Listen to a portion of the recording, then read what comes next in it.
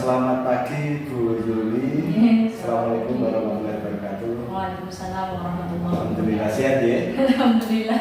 Hari ini kita ketemu di kegiatan program guru penggerak kata 9 di pendamping individu yang keempat. Insya Allah kemarin kita sudah break dulu 2 bulan itu. Memulainya sebenarnya kok aneh. Semoga tidak berat. Tetap semangat, masih ada PI Pak di mana nanti menjelang puasa.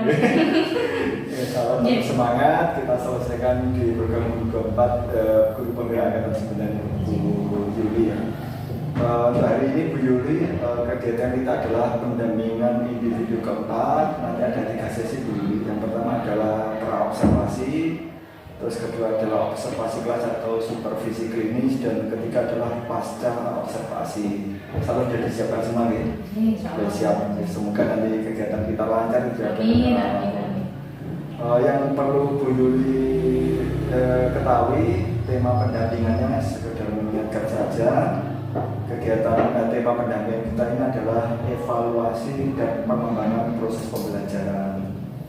Terus fokus pendampingannya adalah kegiatan observasi kelas. Fokus nanti ke sana untuk melihat, mengetahui bagaimana panjenengan nanti menerapkan budaya positif, pembelajaran modul budaya positif, terus pembelajaran berdiferensiasi dan pembelajaran sosial emosional. Jadi 3 arah ini diintegrasikan menjadi satu.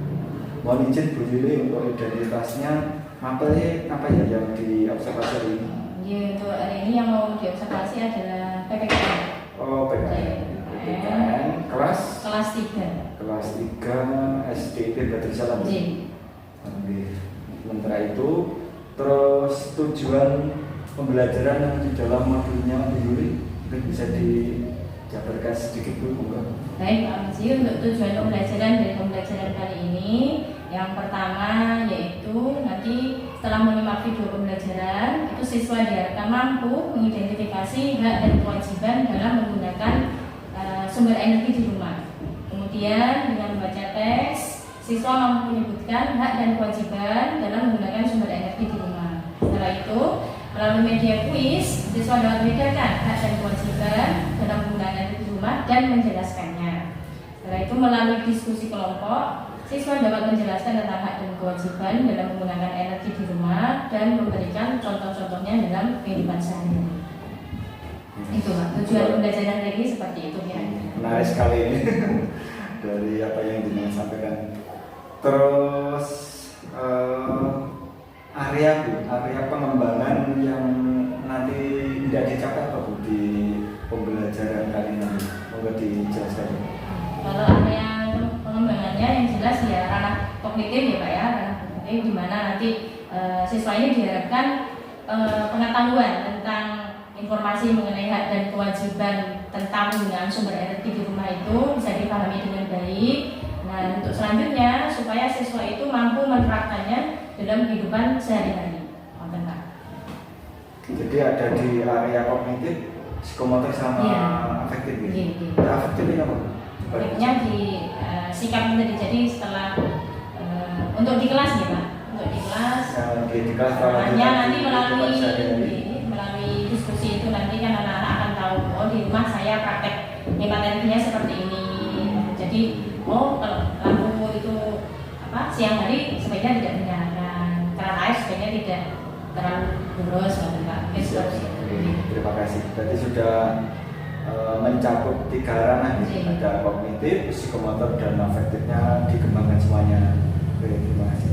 Bersama Bu, yang terakhir ini strategi untuk mencapai tujuan seperti apa kira-kira yang panjenengan siapkan nanti di observasi kelasnya?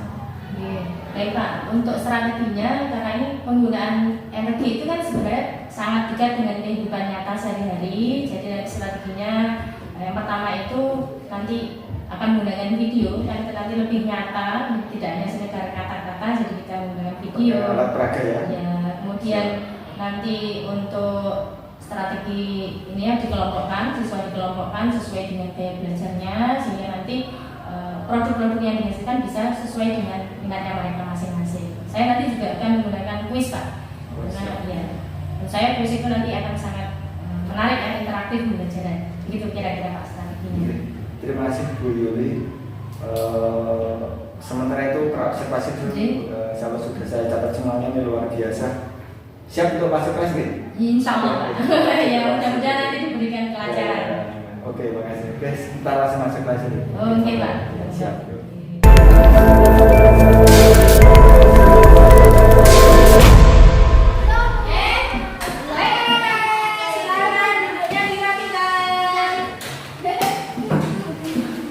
Udah siap? Assalamualaikum warahmatullahi wabarakatuh.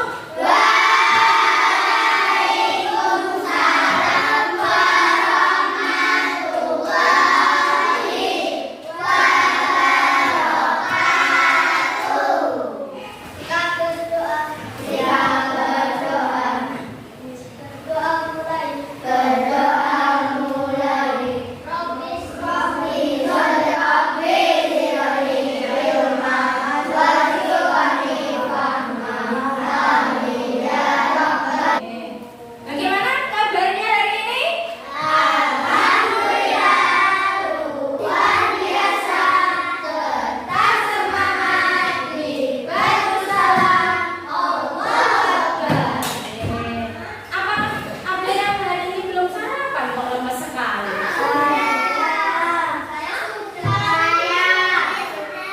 Belum sarapan siapa? Ya Allah. Padahal sarapan itu adalah sumber energi. Oke, biar kita lebih semangat lagi. Selamat pagi semua, apa kabar? Baik. Selamat pagi semua, apa kabar? Baik. Selamat pagi untukku, selamat pagi untukku, selamat pagi sama maaf sama kabar. Baik. Alhamdulillah. Ya, baik anak-anak, kita hari ini kok ngobrol sendiri apa? Oke? Ya, hari ini kita akan belajar pelajaran apa? Tema berapa? Tema ke-6. Ya, tema 6. Baik.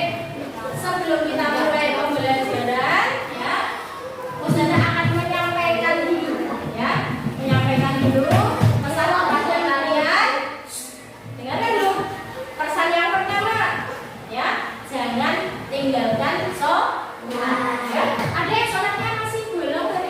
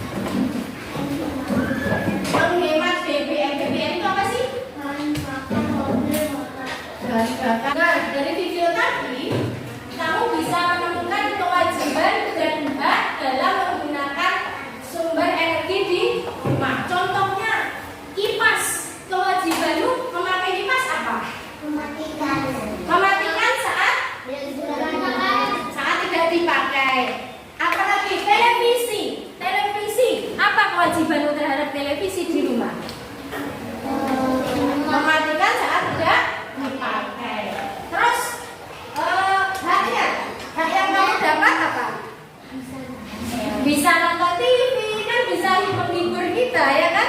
Itu dari video tadi sepertinya kamu masih ada video ya. Mungkin tadi ada yang kurang memperhatikan. Halo. Hai. Ini sudah bagi bacaan ini silakan dibaca. Salah satu membaca teman yang lain mendengarkan per kelompok ya. Perwakilan satu kelompok satu membaca, yang lain mendengarkan. Ada beri waktu 5 menit untuk membaca. Bergantian boleh, silakan.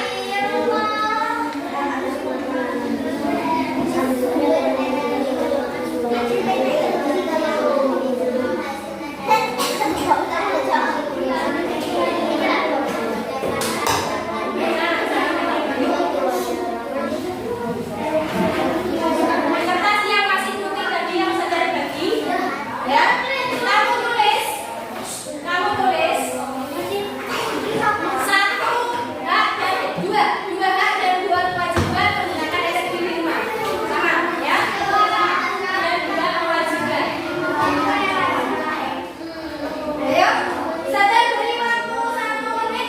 Oke, sekarang saya mau salah satu kelompok maju ke depan untuk presentasi. Oke, baik, kelompoknya Mas Yuda. Ayo. Ya, maju semua. Sumber energi merupakan sebuah sesuatu yang bisa menghasilkan energi. Sedangkan energi merupakan sesuatu yang penting dan sangat dibutuhkan untuk dalam berbagai aktivitas sehari-hari. Karena menjadi hal yang penting, maka Kita menggunakan kelompoknya Yuda.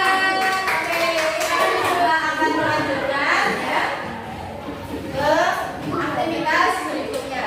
Sebelum itu, saya mau tanya dulu. Dari bacaan yang kamu baca tadi, ya, ada hak dan kewajiban dalam menggunakan sumber energi di rumah. Coba sekarang jawab secara lisan. Saya mau tanya siapa ya? Nafisa. Oke, Nafisa. Sebutkan dua hak menggunakan sumber energi di rumah. Haknya saja. Dua dari bacaan itu Nafisa. Mendapatkan makanan dan minuman. Terus apa lagi? Kurang keras suaranya? Menyalakan televisi atau bisa menonton televisi. Oke, baik, itu hak ya. Jadi atau kurang arah makanan itu sumber energi atau bukan? Ya, gunanya untuk apa makan itu? Ayo. Ya supaya punya energi. Energi digunakan untuk bergerak. Itu apa lagi? Ya, semuanya. Untuk kalau belajar kondisi lapar kira-kira bisa konsentrasi nggak? Iya.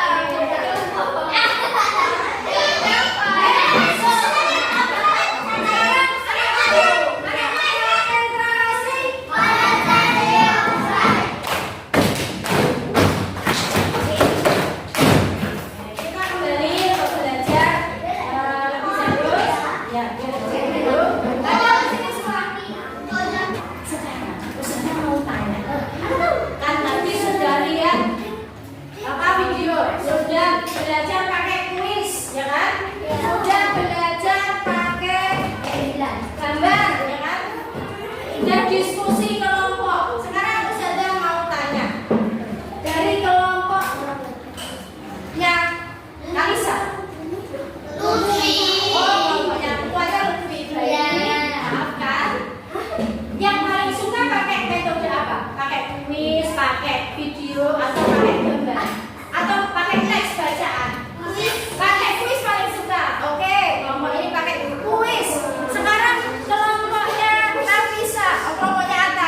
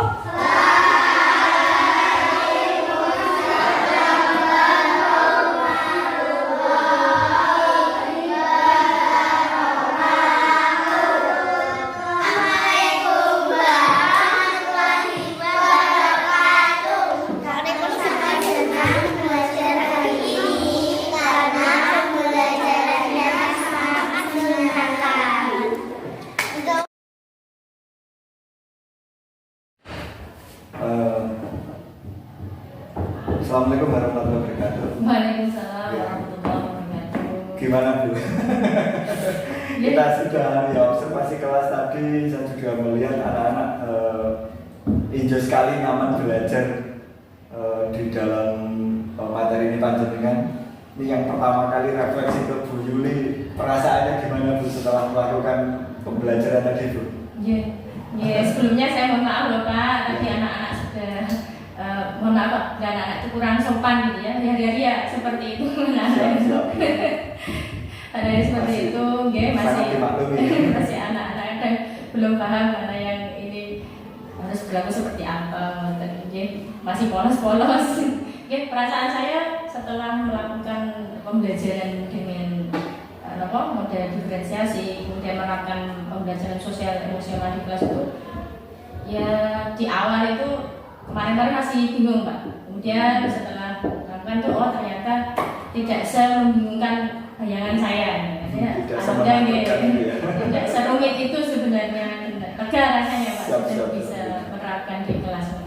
Bisa merasakan mungkin progresnya dengan seperti ini sekarang dengan adanya pembelajaran kurikulum merdeka ini, rasanya bisa membedakan lah. Dulu kan pembelajaran ya ceramah seperti itu, kalau sekarang sudah lebih banyak melibatkan siswa di kelas. Dengan mengintegrasikan 3 kompetensi tadi, perasaannya sudah merasa beda sekali. Terus Bu, yang kedua ini Bu Yuli mungkin sudah bisa merasakan juga nih, apa-apa yang kira-kira sudah baik untuk dalam kegiatan tadi, terus yang kedepannya itu perbaiki lagi untuk pembelajaran lanjutannya seperti apa kira-kira yang sudah baik nih, yang tercapai menurut panjenengan dari observasi tadi. Pak, ini kalau menurut saya kalau yang sudah baik itu ya karena sudah melakukan pembelajaran diferensiasi, jadi media yang digunakan lebih beragam disesuaikan dengan gaya belajar siswa. Menurut saya itu siswa menjadi tahu, oh ini seperti ini beda-beda, tidak monoton dengan membaca saja. Kemudian juga penerapan PSE itu sangat berdampak pada siswa, di mana siswa diberikan ice breaking, kemudian diterapkan teknik stop, itu membantu siswa untuk lebih tenang. Karena kalau anak-anak sendiri kalau di kelas bawah itu nih Pak, luar biasa, 10 menit itu bisa konsentrasi, setelah itu ambiar gitu. Jadi butuh banyak teknik stop seperti yang itu sih yang sudah baik untuk saya. Kalau yang tadi perlu diperbaiki nih Pak, yang kedepannya yang perlu diperbaiki ini Pak, masalah beberapa anak yang mungkin kurang aktif gitu ya. Ada beberapa anak yang memang sangat pasif sekali, meskipun sudah dikelompokkan itu masih dia hanya diam saja, tidak mau istilahnya bergabung dengan diskusi teman-temannya. Kemudian ketika disuruh presentasi juga kurang maksimal, kadang nggak keluar suaranya. Itu buat saya PR juga Pak. Nanti mungkin saya akan memperbaiki metode yang pas apa sih kira-kira untuk anak-anak yang seperti itu gitu, yang nggak keluar suaranya. Kira-kira seperti itu Pak.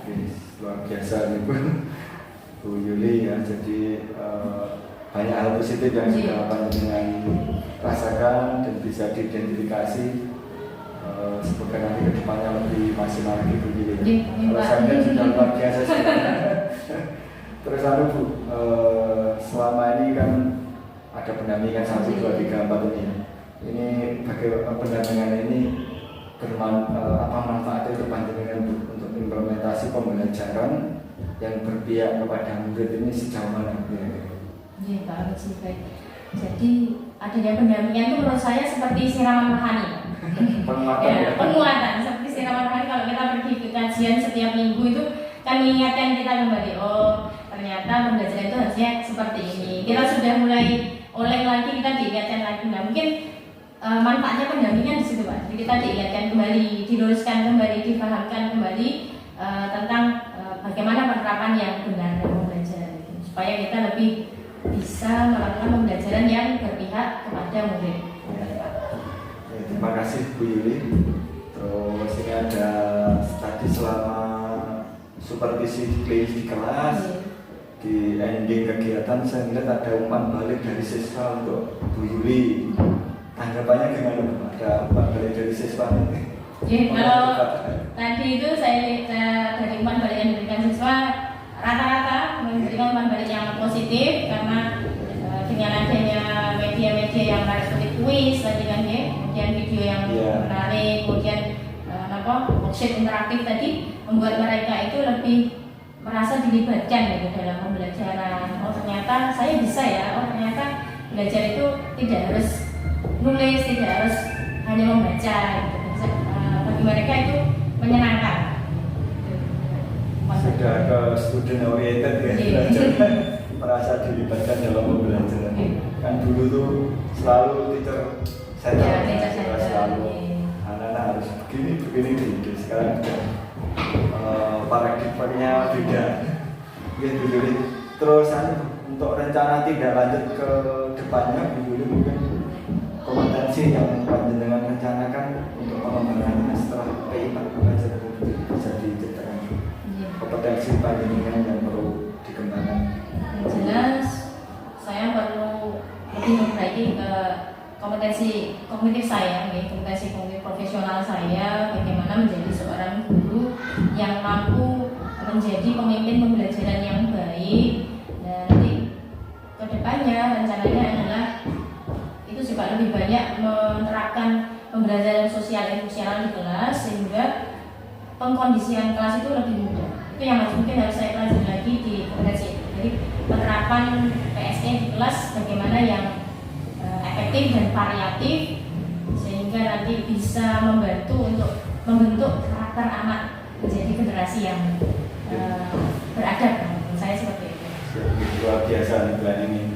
Memang selama ini kita kadang-kadang fokus ke materi, lupa bahwasanya esensi pendidikan itu masih membangun karakter. Ini monggo nanti dikembangkan depannya bisa saling interaksi dengan teman-teman, merefleksi diri termasuk umpan balik dari teman sehingga nanti kedepannya dengan banyak umpan balik akhirnya kita menjadi lebih maksimal lagi. Seperti itu.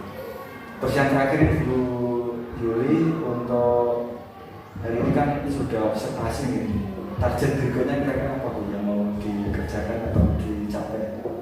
Target berikutnya kalau terkait CGP ya tentunya menyelesaikan proses pembelajaran dengan maksimal, menyelesaikan tugas-tugas yang ada, kemudian juga terus belajar. Bagi saat ini juga banyak platform-platform yang pada dasarnya mengharuskan kita, mewajibkan kita yang mau tidak mau, akhirnya kita harus belajar lagi, karena prinsipnya sebenarnya enaknya jadi guru itu adalah kita itu mengajar, tapi sebelum mengajar kita harus belajar. Jadi dengan jadi pendidik maka kita tidak akan berhenti belajar. Saya positifnya di situ. Jadi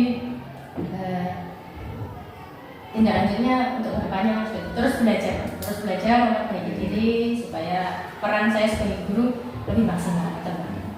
Terima kasih Bu Yuli, luar biasa. Insyaallah cukup untuk bincang-bincang kita di pasca observasi ini. Panjenengan sudah merefleksi diri, sudah menerima umpan balik dari siswa juga.